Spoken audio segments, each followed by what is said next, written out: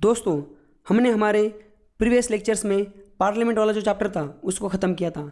तो आपके मन में ना एक क्वेश्चन आया होगा कि पार्लियामेंट में इतने फंक्शंस होते हैं, जैसे कि एक कानून बनाना, उसके बाद ये जो मेंबर ऑफ पार्लियामेंट है, ये जो पार्लियामेंट में आते हैं तो इनका ये सही से काम कर रहे हैं कि नहीं उसको देखना, कोई बिल है वो सही से प्रोसीजर फॉलो हो रही है कि नहीं बिल को पास करवाने के लिए वो देखना, मेंबर ऑफ जो पार्लियामेंट है इनका जो इम्यूनिटी इनको दी गई है अलाउंसेस वगैरह इसको देखना, उसके बाद ये लोग एब्सेंट मतलब पार्लियामेंट का सेशन अटेंड तो कर रहे हैं ना इसको देखना।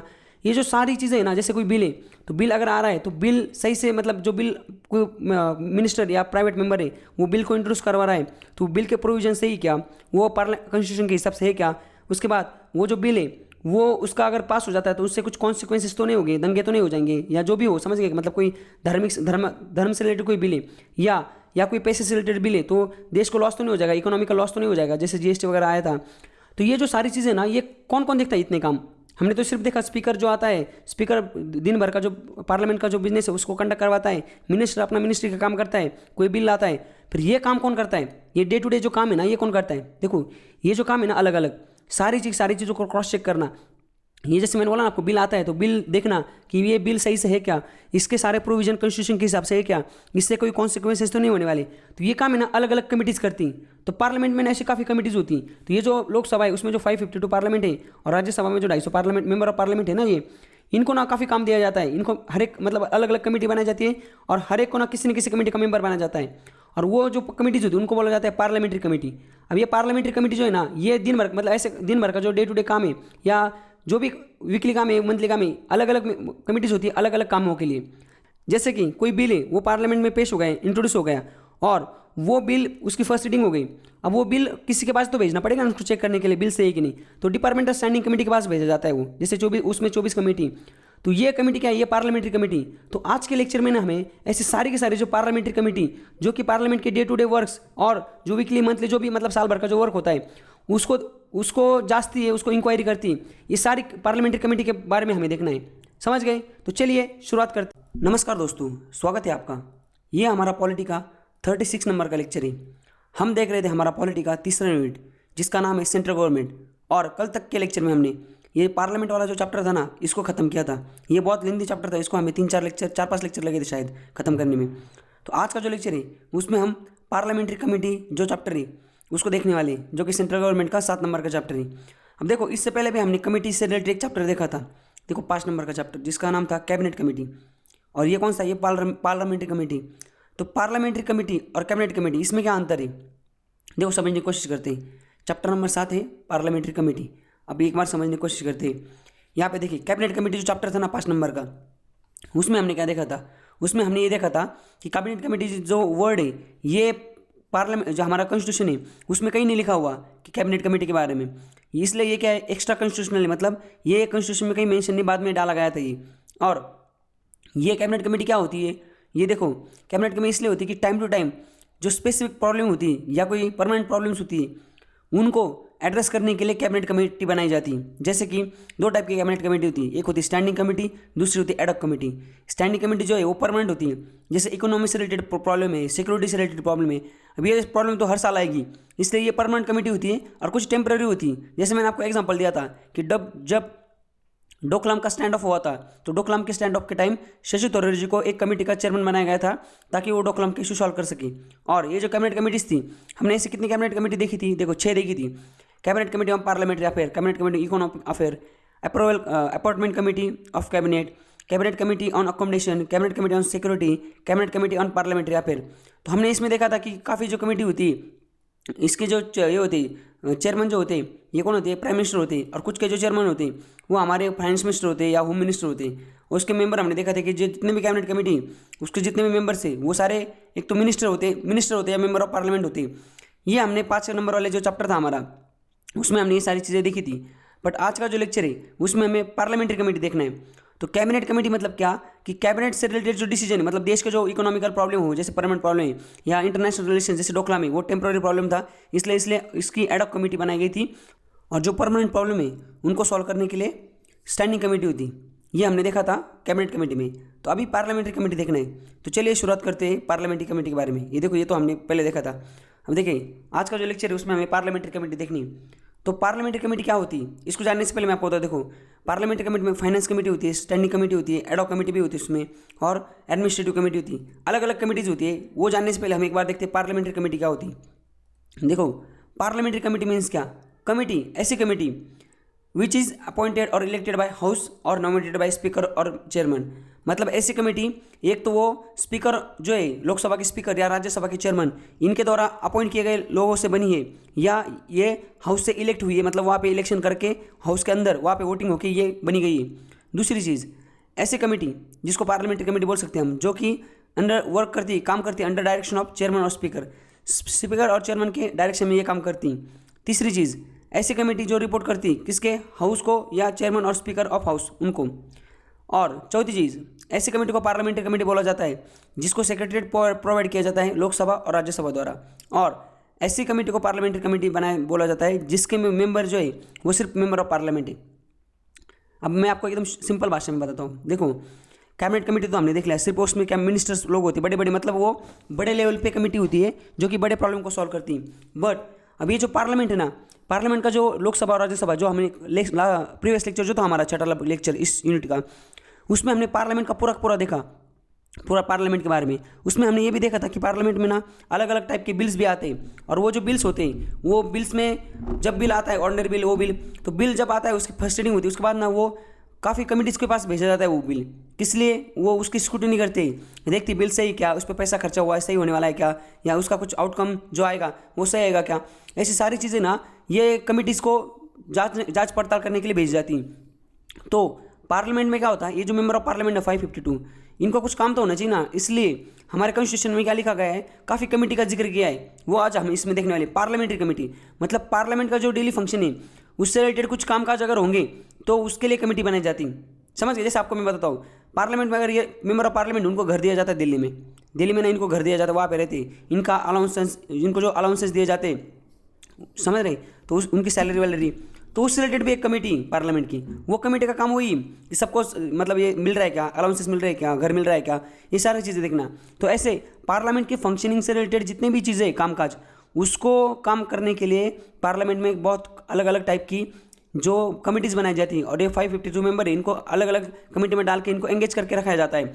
तो वो जो कमिटीज़ होती है ना उसको बोलते हैं पार्लियामेंट्री कमेटी। समझ गए, तो ये चीज़ें याद रखो। पार्लियामेंट्री कमेटी के जो मेंबर होते हैं तो अपॉइंट किए जाते हैं या स्पीकर और चेयरमैन द्वारा, या इलेक्ट किए, उनको मतलब चुन के भेजा जाता है, इलेक्ट किया जाता है। चुन के मतलब क्या, उन्हीं में से पार्लियामेंट के अंदर ही उनको चुना जाता है कौन कौन होगा, या जो पार्लियामेंट्री कमेटी के मेंबर होते हैं वो स्पीकर और चेयरमैन के डायरेक्शन में काम करते हैं, रिपोर्ट करते हैं स्पीकर और चेयरमैन को, इनको सेक्रेटरीट मिलता है लोकसभा राज्यसभा का, और वो लोग सिर्फ मेंबर ऑफ पार्लियामेंट जो है वही पार्लियामेंट्री कमेटी के मेंबर बन सकते हैं। अब आगे देखो, आगे हमें इसको पढ़ना है। अब इसके अंदर हमें देखते हैं कि दो टाइप की पार्लियामेंट्री कमेटी होती है, पहले होती स्टैंडिंग, दूसरी होती एडॉक। अब स्टैंडिंग जो कमेटी होती है पार्लियामेंट की वो परमानेंट होती, वो हर साल बनती मतलब हर साल और पीरियडिकली बनती है, और वो वर्क्स ऑन कंटिन्यूस बेसिस, मतलब हर साल में ये जो स्टैंडिंग कमेटी वो तो बननी ही बननी, बट जो एडॉक कमेटी वो टेम्पररी बनती and cease to be exist on the completion of assign task to them. मतलब जैसे हमने देखा था कैबिनेट कमेटी में, वैसे उसी टाइम पे पार्लियामेंट कमेटी की भी दो टाइप है, एक तो है स्टैंडिंग कमेटी, दूसरा है एडॉक कमेटी। स्टैंडिंग में ऐसा है कि ये कमेटी जो है वो हर साल बननी, और ये हर साल 1 साल के मतलब इसका कार्यकाल होता है, उससे पहले खत्म नहीं होती। और जो एडॉक कमेटी वो टाइम टेम्पररी होती है, वो जैसे काम खत्म हो जाए, जैसे अभी उनको काम दिया है 6 महीने का, पर 4 महीने में खत्म हो गई कमेटी। वो एडॉक कमेटी दो टाइप की होती है, एडवाइजरी, मतलब एक तो एडवाइस लेने के लिए, अगर कोई मसला है तो उससे कुछ एडवाइस चाहिए, तो जो स्पीकर और जो चेयरमैन है राज्यसभा के, वो अपने अपने हाउस में क्या करेंगे, एक एडवाइजरी कमेटी का गठन करेंगे, उसमें कुछ मेंबर ऑफ पार्लियामेंट डाल देंगे, उनको बोलेंगे इस पर रिसर्च करो, इस पर पढ़ाई करो, और हमें मतलब एडवाइस करो कि ये चीज़ कैसे करनी है हमें।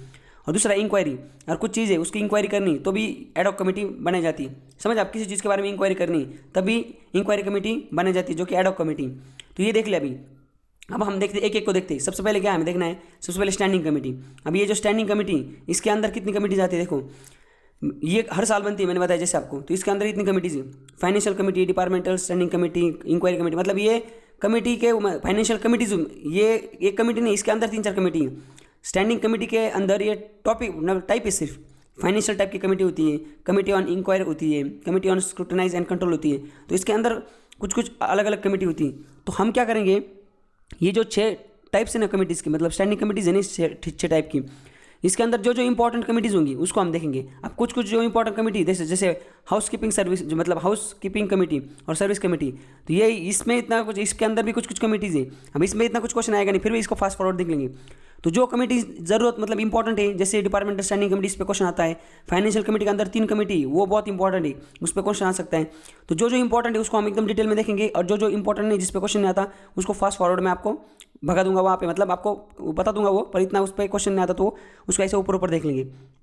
तो सबसे पहले जो स्टैंडिंग कमेटी वो है फाइनेंस कमेटी, और उसके अंदर इतनी कमेटीज आती हैं। पब्लिक अकाउंट कमेटी, ये बहुत इंपॉर्टेंट है। उसके बाद एस्टिमेट कमेटी, उसके बाद कमेटी ऑन पब्लिक अंडरटेकिंग। अब देखो ये जो कमेटी है ना, पहली वाली पब्लिक अकाउंट कमेटी, ये 1921 में बनी थी, ये आज़ादी के बाद बनी थी, ये आज़ादी के बाद बनी थी। तो क्वेश्चन आता है कि ये जो पब्लिक अकाउंट कमेटी, ये पोस्ट इंडिपेंडेंस या प्री मतलब इंडिपेंडेंस के बाद या पहले बनी थी, ये पहले से बनी थी, समझ गए। तो ये 3 कमेटी ना, इसी पे क्वेश्चन आता है। जो पूरा का पूरा ये टॉपिक ना पार्लियामेंट्री कमेटी, ये सारा सारा इसी 3 कमेटी पे डिपेंड है, इस पे क्वेश्चन आता है। बाकी पे आता है, पर बाकी पे चांसेस बहुत कम है, पर ये बहुत हाईली इंपॉर्टेंट है। तो चलिए शुरुआत करते हैं। सबसे पहले देखते हैं public account committee. Public account committee एक तो क्या है, ये standing committee, standing parliamentary committee, ये कब बनी थी? देखो ये फर्स्ट टाइम सेटअप हुई थी 1921 में, और किसके प्रोविजन के तहत हुई थी? ये गवर्नमेंट ऑफ इंडिया एक्ट जो आया था 1919 में पास किया था ये अंग्रेजों ने। तो उसके बाद 1921 में ये पास तो 1919 में हुआ था, पर 2 साल बाद ये कमेटी का, इस कमेटी में, इस एक्ट में लिखा था कि एक पब्लिक अकाउंट कमेटी होगी। तो इससे चलते 1921 में इस कमेटी का गठन हुआ था। अब देखो इस कमेटी में ना कितने मेंबर होते? टोटल 22 मेंबर होते। एट प्रेजेंट कितने हैं? अभी ये छोड़ो, अभी अंग्रेज का 1921 में बन गई, बट अभी फिलहाल क्या है, फिलहाल का स्टेटस है कि पब्लिक अकाउंट कमेटी में कितने लोग होते हैं? 22 लोग होते हैं। 15 लोग होते हैं लोकसभा से और 7 लोग होते हैं राज्यसभा से।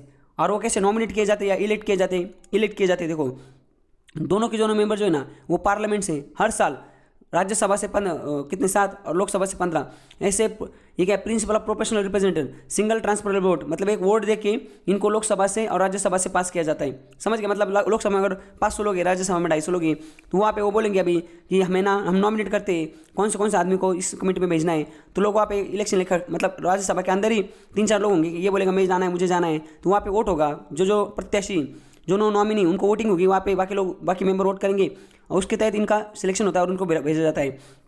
तो ये चीज़ याद रखिए कि इनका इलेक्ट होते हैं, मतलब ये नॉमिनेट नहीं होते, इनको इलेक्ट करके भेजा जाता है। तो पब्लिक अकाउंट कमेटी में कितने मेंबर है? 22, 15 लोकसभा से, 7 राज्यसभा से। आगे देखो पब्लिक अकाउंट कमेटी ये जो है ना, इसमें सारे जो पार्टीज़ है, सारे पार्टी को रिप्रेजेंटेशन मिलता है, मतलब सारे all parties get due representation unit, सारे पार्टीज़ को इसमें रिप्रेजेंटेशन मिलता है। इसका कार्यकाल कितने का होता है? इस पर क्वेश्चन आता है। 1 साल का होता है। इसमें मिनिस्टर मेंबर बन सकते हैं क्या? बिल्कुल नहीं। ये जो जैसे कैबिनेट कमेटी थी, उसमें मिनिस्टर ही चाहिए होते थे। अब इसमें क्या है, इसमें मिनिस्टर नहीं चाहिए हमें, इसमें सिर्फ मेंबर ऑफ पार्लियामेंट चाहिए। और chairman of committee is appointed by speaker among its member. तो चेयरमैन जो होता है, ये कमेटी जो बनेगी पब्लिक अकाउंट कमेटी, 15 लोग हो गए, लोकसभा से 7 लोग हो गए, राज्यसभा से, इसमें मिनिस्टर नहीं होगा, इसका कार्यकाल 1 साल का होगा। और इसका जो चेयरमैन है वो स्पीकर डिसाइड करेंगे, उसी में उन्हीं मेंबरों में से। अब क्या होता था 1966 से लेकर 67 तक क्या चल रहा था काम? चेयरमैन जो होता था वो रूलिंग पार्टी का होता था, मतलब जो पार्टी है सत्ता में उसी का होता था। बट 1967 के बाद कन्वेंशन बना एक, और उसके बाद चेयरमैन जो है अभी अपोजिशन पार्टी का जो बंदा है वो पब्लिक अकाउंट कमेटी का चेयरमैन होता है। समझ गया? देखो इसका काम क्या है, अभी हमने देखा ना इतनी इंपॉर्टेंट क्यों है, क्योंकि ये क्या करता पता है क्या, हमारा देश का जितना भी पैसा खर्चा हो रहा है ना, फंक्शन ऑफ कमेटी क्या है? Examine the annual report of CAG, control and auditor general. मतलब जो CAG रिपोर्ट बनाता है, हमारे देश में जितना भी खर्चा होता है साल भर में, वो सारे चीज़ों का ऑडिट होता है। ऑडिट मतलब क्या? वो पैसा सही से खर्चा हुआ क्या, उसका आउटकम सही से आया क्या, ये सारी जो चीज़ें ना, इसका ऑडिट होता है। ऑडिट कौन करता है? CAG नाम का एक आदमी होता है, मतलब एक ऑफिस है CAG, एक पोस्ट है हमारे इसमें, वो हम बाद में देखने वाले। उसको बोलते हैं कंट्रोल एंड ऑडिटर जनरल। ये उसका रिपोर्ट बनाता है और पार्लियामेंट के सामने पेश करता है, और पार्लियामेंट के सामने पेश करता है प्रेसिडेंट के द्वारा। तो वो जो रिपोर्ट है ना, इसको क्रॉस चेक करना, ये जो रिपोर्ट बना है सही क्या, ये काम है पब्लिक अकाउंट कमेटी का। मतलब सारा पैसे का जो हेरा फेरी, मतलब सारा पैसा है, पैसे के बारे में सारा क्रॉस चेक करना काम है इस कमेटी का, इसलिए बहुत इंपॉर्टेंट है। और इसका लीडर, मतलब चेयरमैन कौन होता है? अपोजिशन पार्टी का हेड होता है। क्यों? क्योंकि गवर्नमेंट का होगा तो गवर्नमेंट वाले कोई झोलबार आने नहीं देंगे, इसलिए अपोजिशन पार्टी का मेंबर इसका ये होता है, चेयरमैन होता है। और CAG कौन से रिपोर्ट पेश करते हैं? CAG देखो, audit report on appropriation account, audit report on finance account, audit report on public undertaking. ये 3 टाइप के रिपोर्ट CAG भेजते हैं, उसको क्रॉस चेक करने का काम पब्लिक अकाउंट कमेटी का है। समझ गए? तो यहाँ तक हमने देख लिया पब्लिक अकाउंट कमेटी। दूसरी है एस्टीमेट कमेटी। ये कब बनी थी? ये बनी थी 1950 में। किसके द्वारा रिकमेंडेशन पे? जॉन मैथी एक बंदा था, इसके रिकमेंडेशन के हिसाब से ये एस्टीमेट कमेटी बनी थी। इसमें ओरिजिनल कितने मेंबर थे? 25 मेंबर थे, बट इन ये जो 1956 में क्या हुआ, मेंबर बढ़ाए गए, अभी 30 मेंबर उसको कर दिए। और सारे 30 मेंबर कहाँ से, लोकसभा से, इसमें राज्यसभा का रिप्रेजेंटेशन नहीं। तो क्वेश्चन यही आता है कि एस्टीमेट कमेटी में which of the following committee has representation from both Lok Sabha and Rajya Sabha, तो उसमें नाम देंगे वो, public account committee, estimate company, ये कंपनी, समझ रहे क्या, ये कमेटी। तो उसमें आपको बस वही कमेटी चुननी होगी कि जिसके अंदर जो रिप्रेजेंटेशन है वो दोनों हाउस से।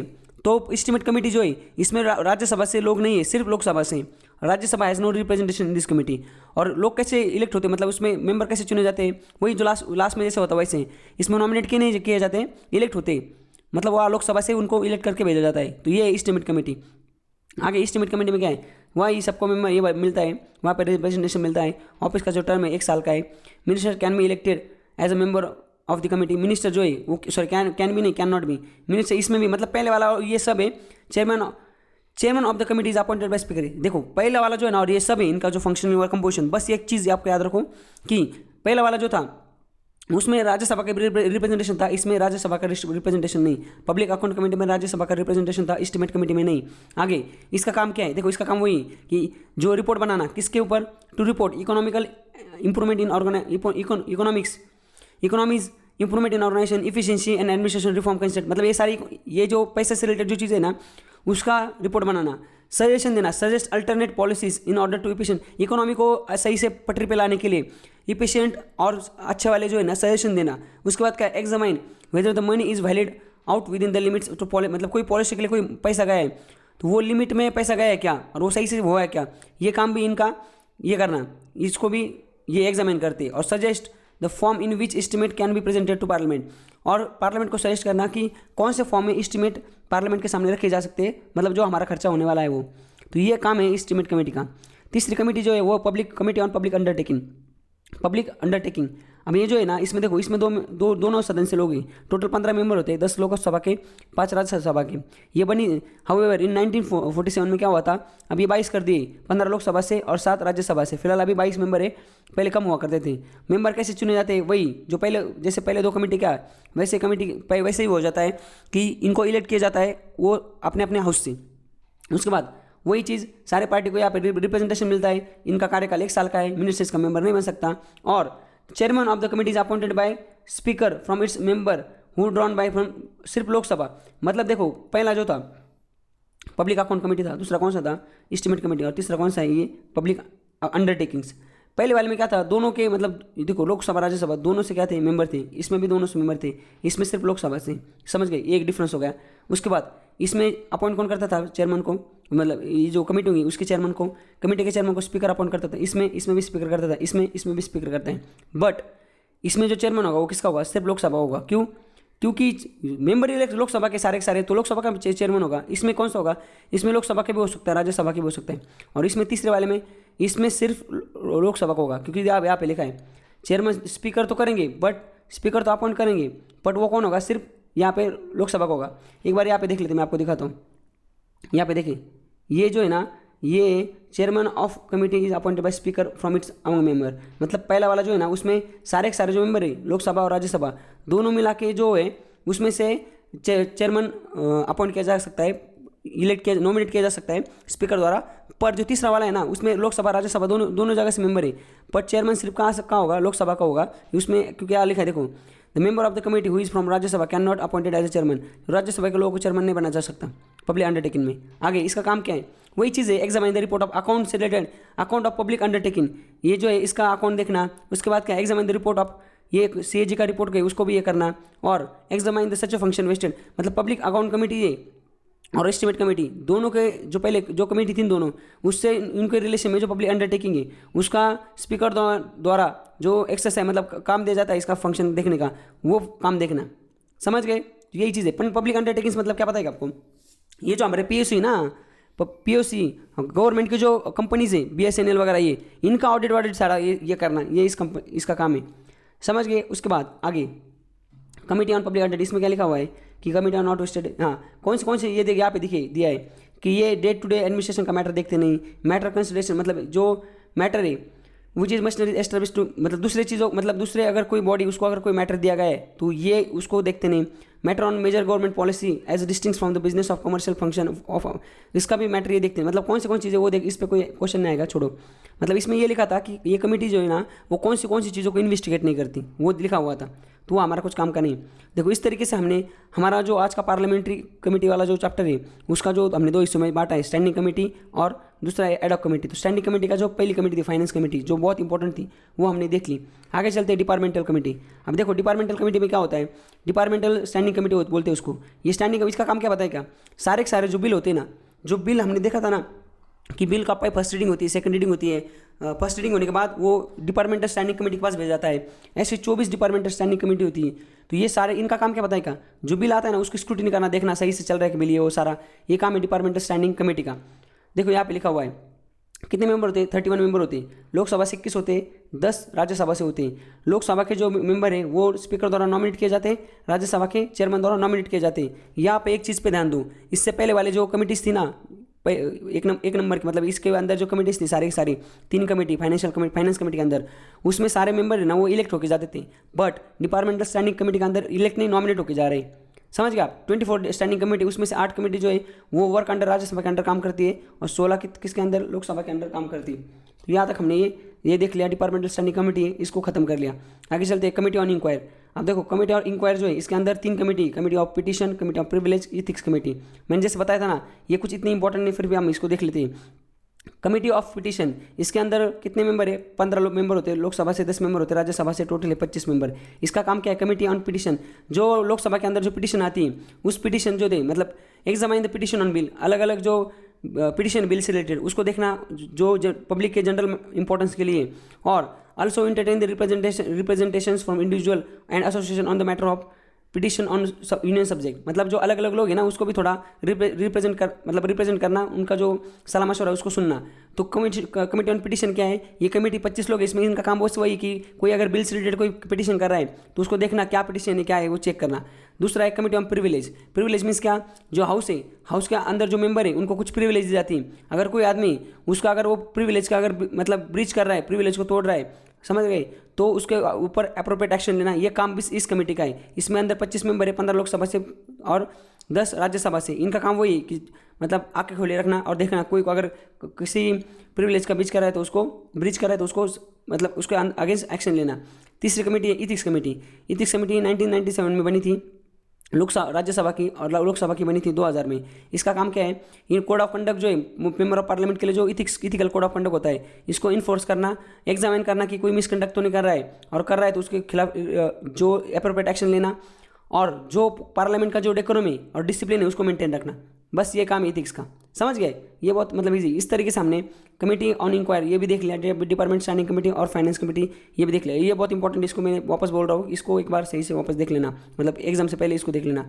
उसके बाद क्या है, कमेटी देखो, committee to scrutinize and control, scrutinize करना और कंट्रोल करना, ऐसी कमेटी होती है। देखो अभी उसके अंदर कितनी कमेटी, इसके अंदर इसके ऊपर कुछ क्वेश्चन आता नहीं, मैं आपको ऊपर बोले बता देता। देखो कमेटी ऑन गवर्नमेंट एश्योरेंस, जो गवर्नमेंट कुछ काम कर रहे हैं उसका जो एश्योरेंस है उससे रिलेटेड कमेटी है। इसका काम बस है कि गवर्नमेंट ने कोई वादे किए, समझ गए, तो उसको एश्योर हुआ कि नहीं उसको देखना।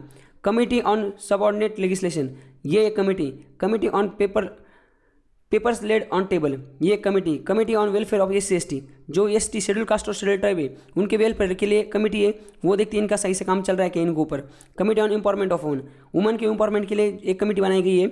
उस कमेटी का काम है कि वुमन का एम्पावरमेंट कैसे किया जाए, उस पर ध्यान देना, उससे रिलेटेड सजेशन देना कि कैसे किया जा सकता है। And joint committee on office of profit, जो ऑफिस ऑफ प्रॉफिट हमने देखा था, जो लाभ का पद है उससे रिलेटेड भी एक कमेटी, समझ गए। तो ये जो कमेटीज़ है इस पर कोई क्वेश्चन ज़्यादा आता नहीं, SC/ST पे आ सकता है मे भी, बाकी और वुमन पे बाकी इतना कुछ इस पर कुछ खास है नहीं।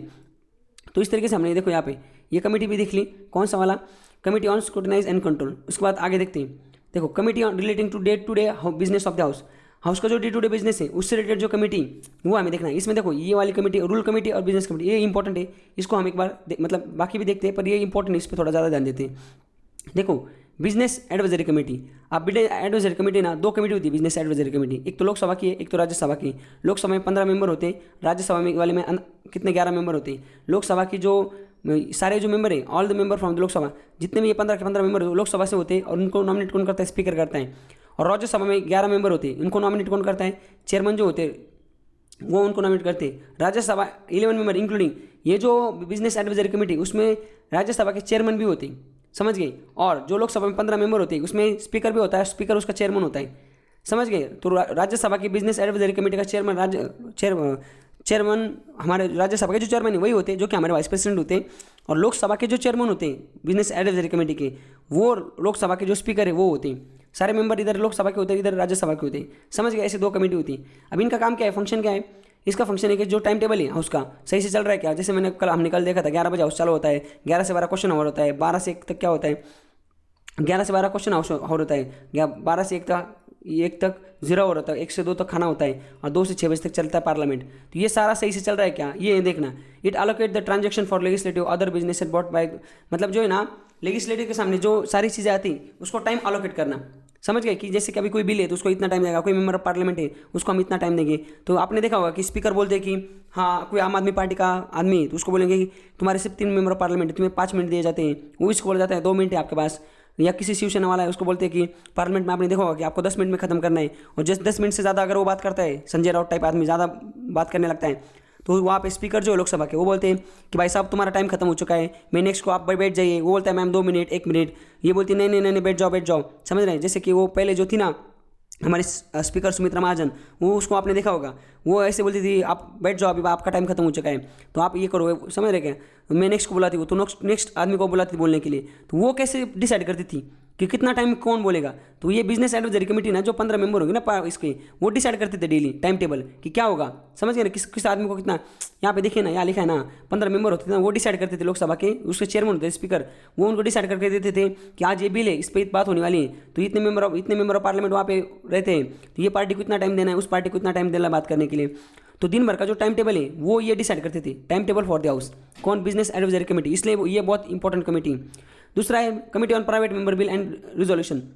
जो प्राइवेट मेंबर बिल है उसके लिए कमेटी, देखो अभी लोकसभा की जो committee, special committee on Lok Sabha 15 member होते हैं उसके, और जो डिप्टी चेयरमैन होते हैं लोकसभा के वो उस डिप्टी स्पीकर लोकसभा के वो उसके मेंबर होते हैं। राज्यसभा के पास ये कमेटी नहीं है, प्राइवेट मेंबर बिल कमेटी नहीं है राज्यसभा के पास, सिर्फ लोकसभा के पास है।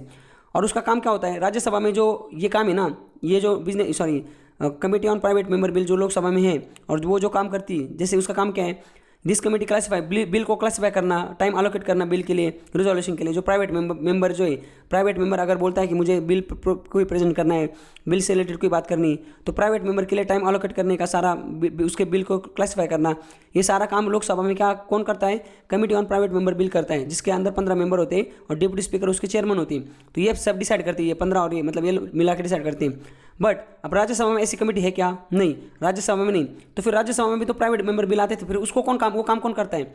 वो सारा काम है ना राज्यसभा की जो बिजनेस एडवाइजरी कमेटी जो अभी देखी थी हमने, यहाँ पे देखिए राज्यसभा की जो बिजनेस एडवाइजरी कमेटी जिसमें 11 लोग हैं और चेयरमैन उसके एक्स ऑफिस चेयरमैन है, वो ये काम देखती है, समझ गए आप। आगे चलते हैं, आगे रूल कमेटी। लोकसभा में जो रूल कमेटी है उसमें कितने मेंबर है? 15 मेंबर है, और उसके स्पीकर जो है वो उसके चेयरमैन है। राज्यसभा में कितने? 16 मेंबर है, उसके स्पीकर कौन है? उसके चेयरमैन कौन है? राज्यसभा के जो चेयरमैन है वही उसके चेयरमैन है। और रूल्स कमेटी का काम क्या है उसको देखना, देखो ये जो पार्लियामेंट का जो काम है वो सही से चल रहा है क्या, प्रोसीजर सही फॉलो की जा रही है क्या, और वो रिकमेंड करते हैं अमेंडमेंट रूल्स में, मतलब पार्लियामेंट का जो काम सही से चल रहा है कि नहीं उसको देखना और रूल्स बनाना, और अगर कोई पुराना रूल्स है वो सही से नहीं हो रहा है तो उसको चेंज करना या नया रूल ऐड कर देना, ये काम है रूल्स कमेटी का, समझ गए। आगे committee on absence of member of sitting from the house. अब जैसे कोई मेंबर ऑफ पार्लियामेंट है वो चुन के तो गया है पार्लियामेंट में, पर वो वहाँ पे पार्लियामेंट में प्रेजेंट ही नहीं आता है, मतलब वहाँ पे आता ही नहीं। जैसे वो एक्टर पता ना आपको, रेखा, उसको निकाल दिया था, मतलब बाद में उसका, और जया बच्चन जो है ना वो भी, ये पार्लियामेंट के मेंबर तो बन गए राज्यसभा के, पर ये वहाँ आते नहीं थे 2-2 4-4 महीने, तो ये इनको पर इनकी सदस्यता खत्म हो गई थी। तो कैसे हो गई थी? ये कमेटी होती है, इस कमेटी का काम वही होता है चेक करना कौन आदमी आ रहा है बिना परमिशन आ रहा है कि नहीं, बिना परमिशन कौन नहीं आ रहा है। देखो स्पेशल कमेटी होती है लोकसभा में, उसमें 15 मेंबर होते हैं।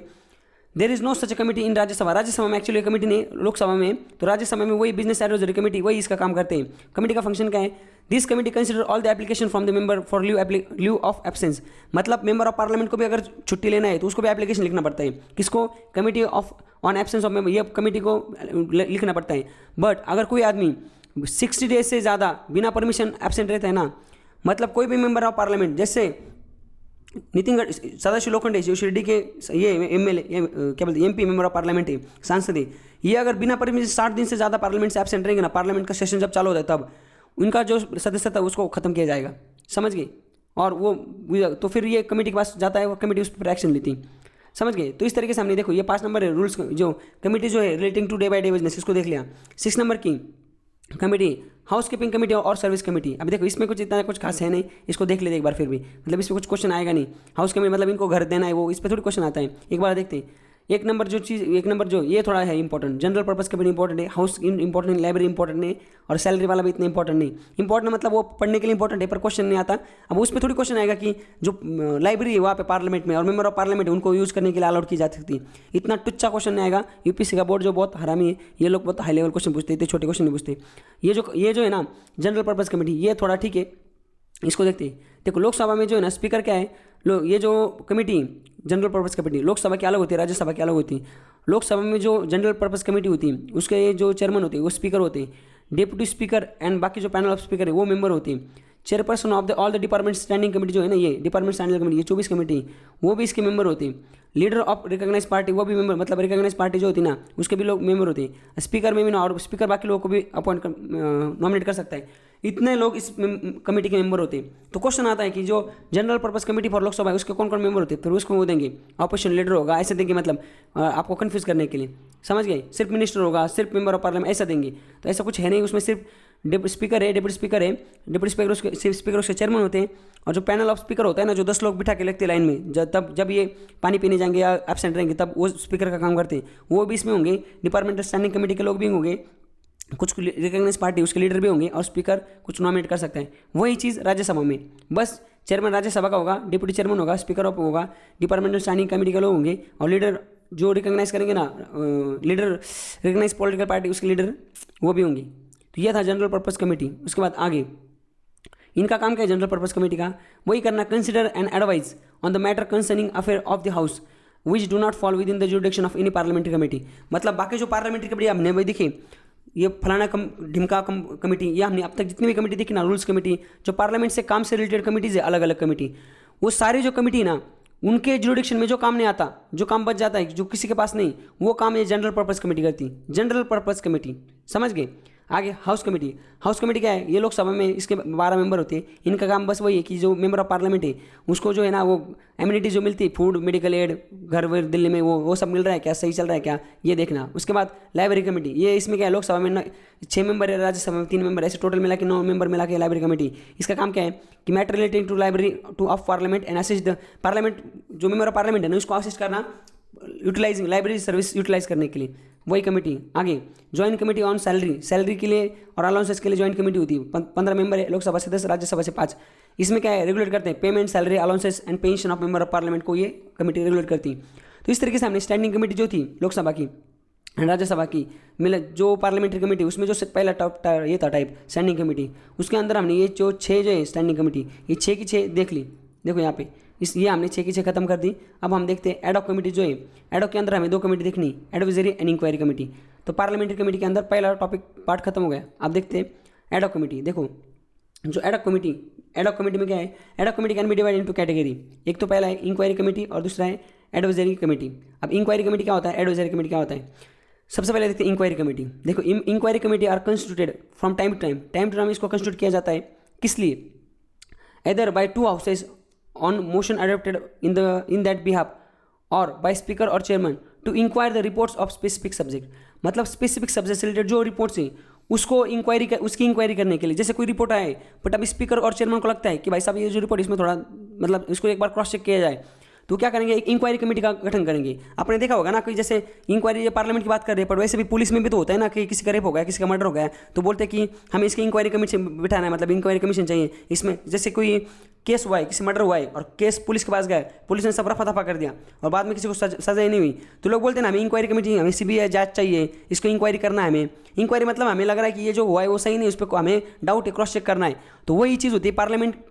ये तो उस टाइप की नहीं, ये तो पार्लियामेंट्री कमेटी, मतलब पार्लियामेंट के अंदर कोई भी रिपोर्ट आता है और किसी को लगता है कि इसमें हमें इंक्वायरी करनी है, सही से नहीं है, मतलब हमें थोड़ा डाउट ही, तो ये सारे के सारी चीज़ें ना इंक्वायरी कमेटी द्वारा देखे जाते हैं। तो ये भी क्या है, ये पार्लियामेंट्री कमेटी। उसका एग्जांपल बता दूँ मैं आपको। कमेटी ये देखो, जैसे कि committee on conduct of certain members during the president address, draft of 5 year plan railway conversion committee, ये एक्चुअल हो चुके हैं। Member of parliament local area development scheme, मतलब ये देखो ये स्कीम होती है, इसके अंदर ना सारे जो सांसद होते हैं ना मेंबर ऑफ पार्लियामेंट, मतलब आपका वहाँ पे जो भी खासदार होगा ना उसको ना हर साल 5 करोड़ रुपए मिलते हैं इस स्कीम के अंदर, और वो मतलब 5 साल में लगे 25 करोड़ मिलते हैं, और वो जो 25 करोड़ है उसको वो खर्च करने पड़ते हैं अपने कंस्टिट्यूंसी में लाइट लगाने के लिए, समझ रहे क्या, छोटे छोटे कामों करने के लिए। आपने देखा होगा, काफ़ी बार आपने देखा होगा आपकी जो कंस्टिट्यूंसी पार्लियामेंट्री कंस्टिट्यूंसी, वहाँ पे जो अलग अलग जो जगह होती है, विलेज होते हैं, गाँव होते हैं, वहाँ पे ना सड़कों पे लाइट लगाई होती है और उधर लिखा होता है खासदार निधि, समझ गए। तो वो खासदार निधि तो मतलब क्या, सांसद की निधि से। तो सांसद का निधि कहाँ से, सांसद ने जेब से पैसा खर्चा है क्या, सांसद का काय को जब के जेब से पैसा खर्चेगा, सांसद तो साला पैसा कैसे लुटेगा, उसी पे टपा होता है। तो वो ये जो स्कीम है member of parliament local area development scheme, इसके तहत सांसद पैसा खर्च करता है, समझ गए आप। उसके बाद joint committee on board contract, तो समझ गए ना भाई आप। इंक्वायरी कमेटी क्या होता है कि अगर कोई रिपोर्ट आता है पार्लियामेंट में, तो अगर स्पीकर और चेयरमैन को अगर ऐसा लगता है कि इस रिपोर्ट में थोड़ा झोले या हमें डाउट है या कुछ भी नहीं है, फिर भी हमें इसका इंक्वायरी करनी है एक बार, तो वो कुछ लोगों को मेंबर ऑफ पार्लियामेंट को नॉमिनेट करता है, उनको उठाता है और उनको बोलता है इस रिपोर्ट इस चीज़ पे आप स्पेसिफिक सब्जेक्ट जो इस पर हमें रिपोर्ट दो, इंक्वायरी करो।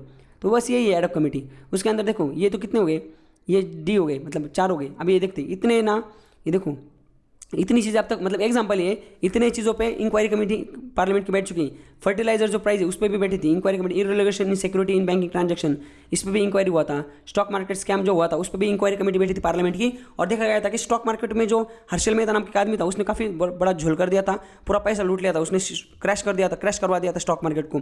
तो फिर पार्लियामेंट जो है ना, पार्लियामेंट को टेंशन आ गया, पार्लियामेंट को लगा साला इतना बड़ा स्कैम हुआ है हमें पता ही नहीं, तो उन्होंने पार्लियामेंट की कमेटी बिठाई इंक्वायरी कमेटी और बोला ये जो स्कैम है इसका इंक्वायरी करो, आप हमें बताओ कैसे हुआ था। उसी तरह सिक्योरिटी इन पार्लियामेंट्री कॉम्प्लेक्स 2001 में पार्लियामेंट में अटैक हुआ था पार्लियामेंट पे, तो उसके बाद ये कमेटी बैठी थी कि क्या पार्लियामेंट कॉम्प्लेक्स जो है वहाँ पे सिक्योरिटी क्या, मतलब सिक्योरिटी सही है कि नहीं, अगर सिक्योरिटी सही से तो इतना बड़ा अटैक कैसे हुआ था, ये भी चीज़। उसके बाद committee on provision of computer to member of parliament offices policies parties and office in the Lok Sabha secretariat, committee on food management in parliament house complex. इतने समझ गए, मतलब आप समझ गए ना अभी इंक्वायरी, तो इतना एग्जांपल देखने की जरूरत है। बस आपको मैं ये बताना चाह रहा था कि इंक्वायरी इन चीज़ों पे इंक्वायरी हुई थी। उसके बाद दूसरी कमेटी जो है वो है एडवाइजरी कमेटी। हम एडवाइजरी कमेटी में क्या है, advisory committee includes the select और joint committee on bills which is appointed to consider and the report to particular bill. Inquiry committee क्या होता है, पर्टिकुलर रिपोर्ट पे, सब्जेक्ट की रिपोर्ट पे इसको इंक्वायरी करना। एडवाइजरी कमेटी क्या है, कोई बिल है, समझ गए, तो सिलेक्ट और जॉइंट कमेटी मतलब एक सिंगल सी कमेटी होती है या जॉइंट कमेटी बिठाई जाती है appointed to consider report on particular bill, कोई बिल है उसका जो रिपोर्ट है उसको देखने के लिए एडवाइजरी कमेटी होती है। और समझ गया, तो इसके जो this committee are distinguishable from the other ad hoc committees is in as much they are concern with the bill and the procedure to be followed them let down. मतलब एडवाइजरी कमेटी क्या है, ये बस देखते हैं कि ये जो बिल बना है ना उसमें रूल्स एंड प्रोसीजर फॉलो किया गया है क्या, डायरेक्शन बाय स्पीकर और जो है इसको भी फॉलो किया गया है क्या, ये काम है बस किसका, ये एडवाइजरी कमेटी का।